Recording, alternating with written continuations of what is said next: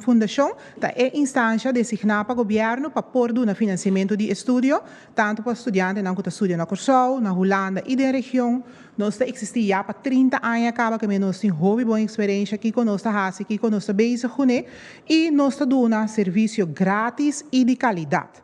Esse é o que nós para e outra tarefa que nós temos também, que nós cobra a fiança que nós otorga na estudante. Okay.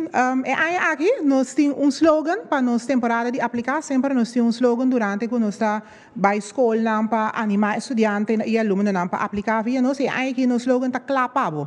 E clapado tem unificação, e K-E-L-E-A tem unificação, e K está para consistente, por confiar e estar nós durante o inteiro período que você estuda. Então, nós assim, que você começa a estudar e meio de temporada de estudo nós precisamos passar, nós não conseguimos financiar mais, porque nós não temos fundo não.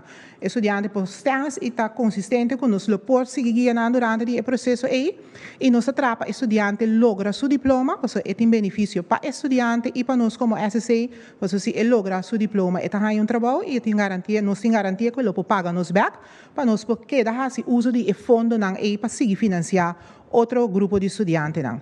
E nós damos assistência a estudante na forma de guia, promê, durante e hora estudante acaba de estudar. Dus SCT klaar para estudante. Esse é o nosso slogan de aqui por mim também é t-shirt que me tem vestido a minha hinta.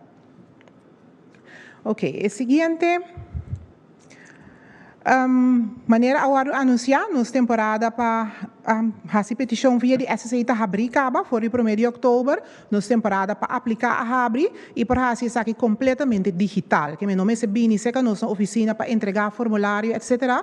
E há um par de anos acaba isso aqui está suceder completamente digital, está subir para nosso website www.sci.cw.